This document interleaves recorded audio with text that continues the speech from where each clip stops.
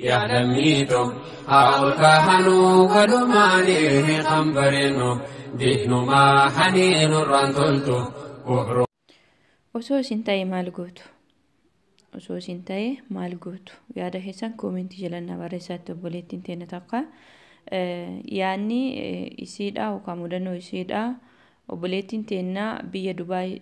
jirti biyya Dubaay irratti keessatti osoo dalayduu dalagaa kontiraata miti baatiidhaan dalagaa osuma dalagaa galuu yeroo hedduu deddeebi'u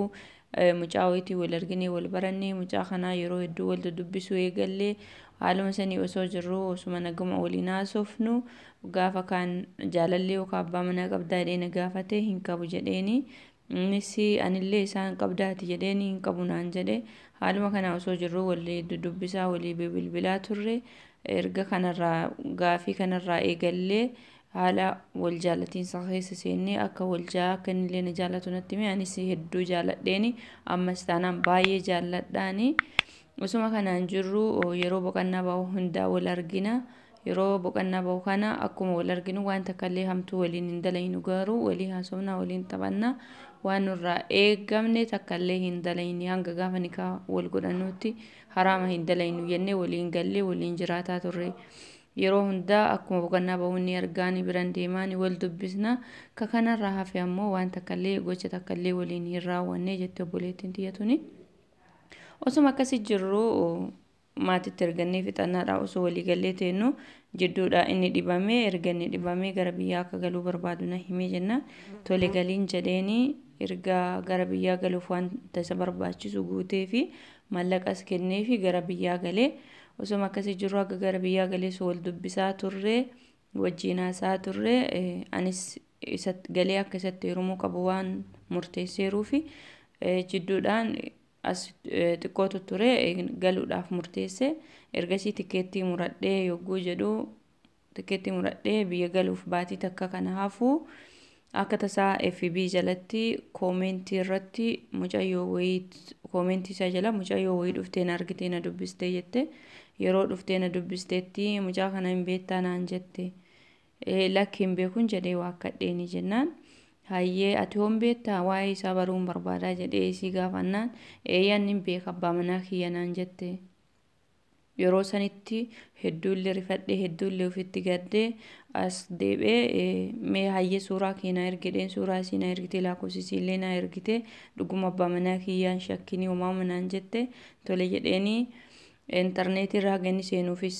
aariidhaan naasuudhaanis waan hanqadheef kaardii qajeelatti guutee yootti bilbilu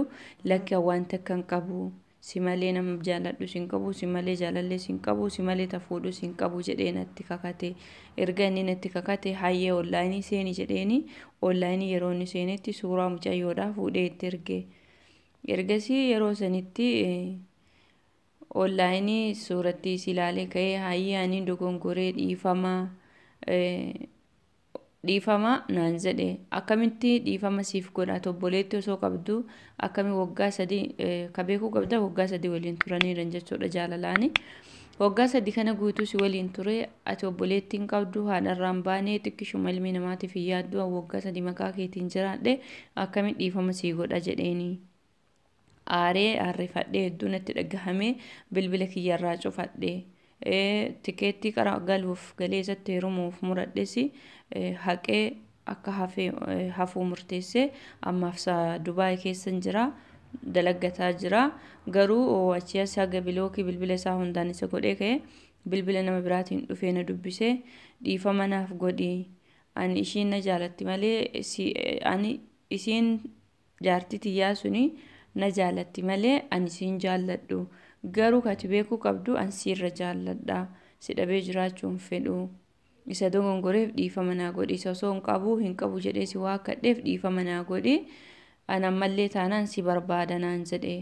ani hedduu jaalladha waan hin jedhuuni wallaale osoo isin taate hoo maal gootu garuu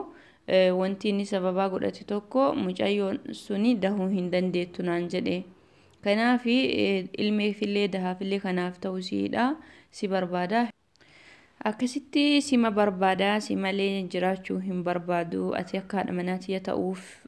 akka ati haadha manaatii taatuun fedhaa hedduu si jaalladha isiillee garuu na jaallatti dhiisuu hin dandeenyeeni akkasumatti natti heerumuu dandeetta garuu ishiin daha hin qabdu naan jedhee mee maal godhuu qaba osoo isin taate yoo maal gootu anis hedduu isa jaalladha waan ta'eef jaalala isaati hedduu miidhameera waan ta'eef waan murteessu wallaalee guyyaan natti dukkanaa'ee mee wanti anatti ulfaate kun isiniif salphaa ta'uu danda'a yaada keessan koomentii jalatti ni dubbifadha yaada keessan akkanaaf kennitan asumaan isin gaafadha jettee obboleettiinti hordoftoota kee jaalatamoo kabajamoo salaamata isiniin jechuun hin raanfanne assalaamu alaykum warahmatullaahi wabarakaatuh ashama harkafuun hordoftoota kee nagee jirtanii bakkuma jirtan nageenya rahmanni rabbii si walii hajaraatu isiniin jecha obboleeyyan kiyya gaggaarii fi qaqqaalii rakkoolee yeroo irraa yeroo shamarran keenya irratti miidhaa hedduu ni deddeebi'a kana irratti wal barsiisuufis sagalee walii ta'uufis nam tokkollee waan tokko irraa akka baratuuf viidiyoo kana duras hojjetaa tureera ammas hojjetaa jira isinis irraa barattan jedhee abdii qaba yaadni obboleetti teenya tanaaf katabdan yaada gaarii ta'uu qaba isii arrabsuu yookaan wal tuffachuu osoo hin ta'in namni tokko hoo jaallatee jedhee jaalalti saree irraa uumama qabdi jedhan yaada keessan bareeda koomentii jala barreessaaf isiniin jedha asumaan anammoo yaadni kiyyaa obboleetti tiyya mucaa kana kakaleessa illee si sobeet osoo jaartii qabu hin qabu siin jedhee ergaati irra geettee amansiistee si amanee ni qaba jedhe nama lama dubbatee hin jaallatin hin jedhaan hin amanin hin jedhaan inni lammaffaa ammoo osoo jaartiin sun ni deetti ni dhiisti wanta ati beektuun hin jiru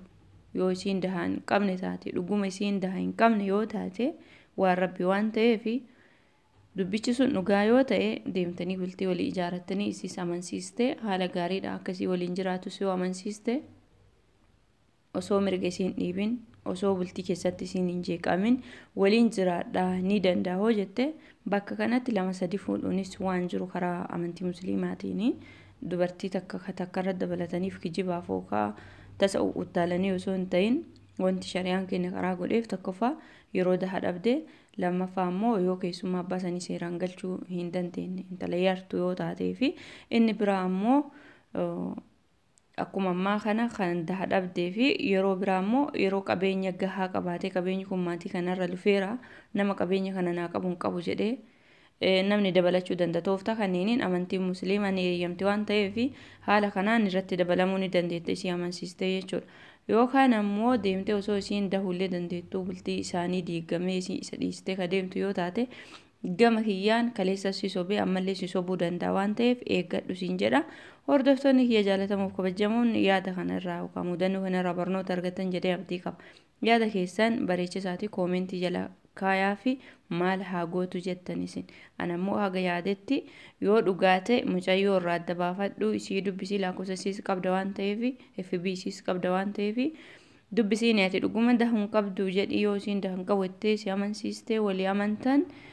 haala jireenya isiin jeeqne keessatti haala isiin hin jeeqamne hin tuqamne keessatti itti heerumiin jedhan akka yaada kiyyaatti isinis waan yaadan barreessaa hanga viidiyoo biraatti waliin deebinutti nagahanna tura dogongora jiruuf dhiifama isiniin jecha namoonni